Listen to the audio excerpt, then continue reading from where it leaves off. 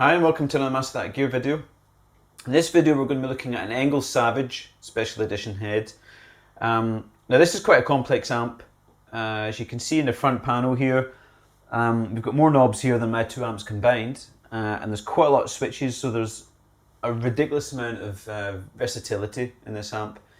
What I thought we'd do is maybe just look at the kind of, it's a 4-channel amp, so I'll run through the 4 channels basically just to give you an idea what it sounds like. Spec wise, it's powered by 4 6L6 power tubes. It has 6 preamp tubes, so you probably get an idea from that. It's not exactly maybe a jazz amp. Rear panel, you've got your usual speaker connection. It's got a nice kind of little selector knob there for that. It also has quite a cool feature of an impedance matching. So you can plug in any cab into the back of it and it'll let you know what the impedance of that cab is. That's really, really handy for people who use heads, obviously, so you don't damage the transformers if you're driving the wrong impedance. So let's get stuck into it. Let's see what the amp sounds like.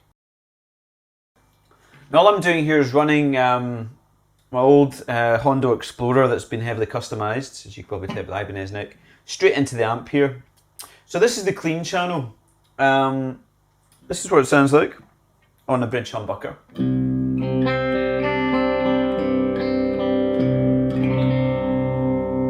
it's got a very, very nice kind of clean sound there.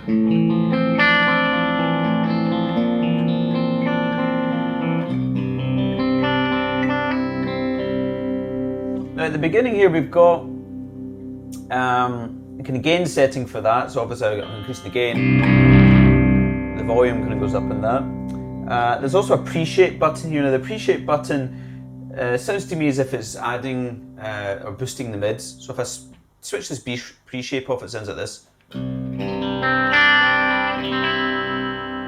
you get a bit more kind of, the mids have been cut out, but it's got a bit more of a kind of a sizzle to it. Quite good for kind of funky little chords. We're bringing the pre-shape again. Here it kind of boosts those mids. You get much kind of thicker sound there.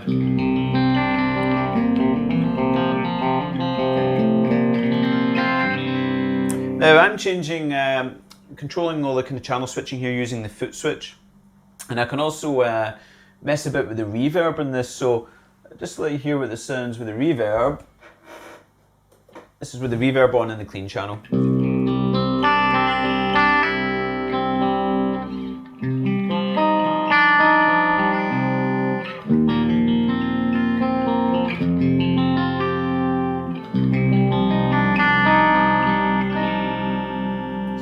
Really lush, kind of clean sounds there.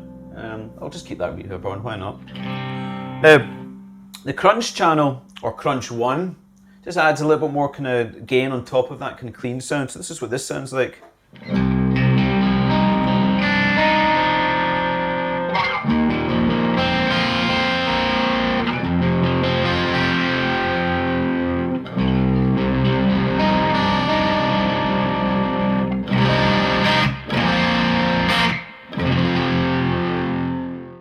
Now this is the Crunch 2 channel, so really we're beginning to up the kind of gain stakes here. So this is what this sounds like.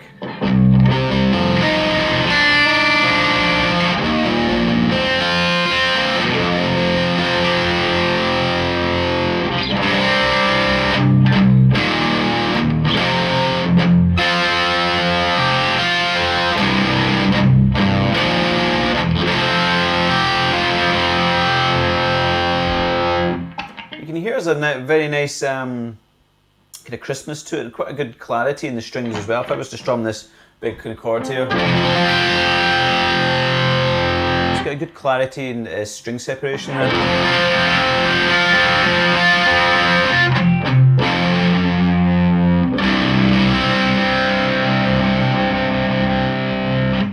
Now this is the lead channel, so this is us basically right up into kind of the top levels of the kind of gain on this. So this is what it sounds like.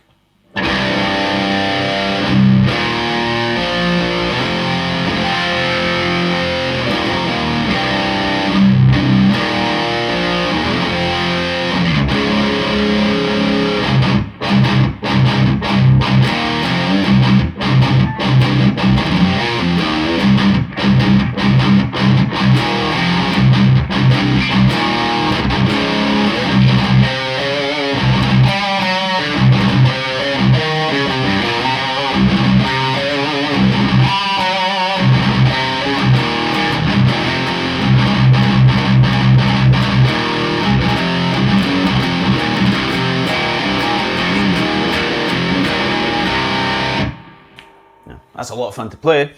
So you can hear it's got a really nice kind of definition on those lower strings. Now this guitar is tuned down a whole step, and I've dropped it to a C. But you can hear on that real kind of chunky rhythm channel,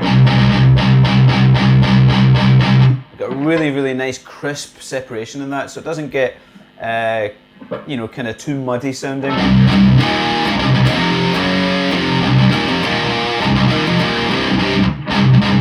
So that's why it's kind of a really kind of popular amp with a lot of metal players. That's that kind of definition. What we also have here is a rough smooth switch, so it just boosts the mids a little bit, and what that does is it gives us a little bit more of a kind of lead sound, I suppose, for kind of soloing. So if I was to play, that's the sound you get just with the straight rhythm. And if I put on this kind of smoothing, so you can see it kind of boosts those mids there. So that's a really nice kind of setting if you wanted to do a bit of soloing.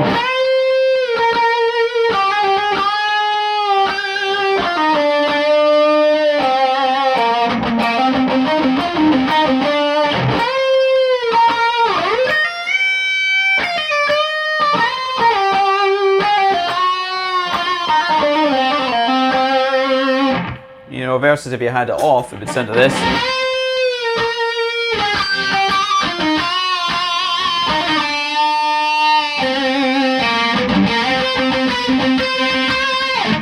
You know, which is, you know, depending on personal taste, that might sound a little bit too harsh. You could get a kind of smoother sound out.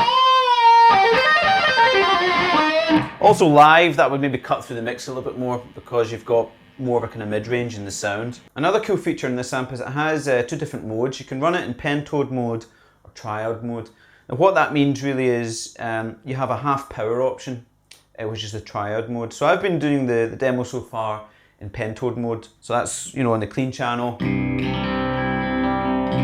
Sounds like that. It has a nice kind of thick kind of sound. This is what it sounds like in triode mode on the clean channel.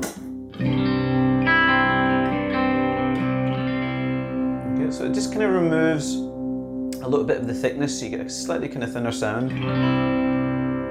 Go back to pentode. Also get obviously a volume boost there because we're kind of running a half power. If I play it with the kind of lead channel,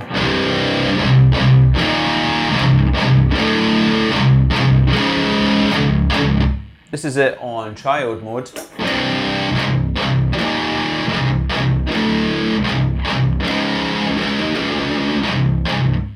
Removes a bit of that kind of body there, so it's quite handy, especially if you're, you know, maybe playing at home or something. I mean, I've been running this kind of through a hot plate, but I haven't been attenuating it too much. But it is obviously a very loud amp because it's a 100 watt tube amp. So this allows you to kind of tweak the master volume, kind of tweak the kind of power tube setting so you can get a bit more of a manageable volume.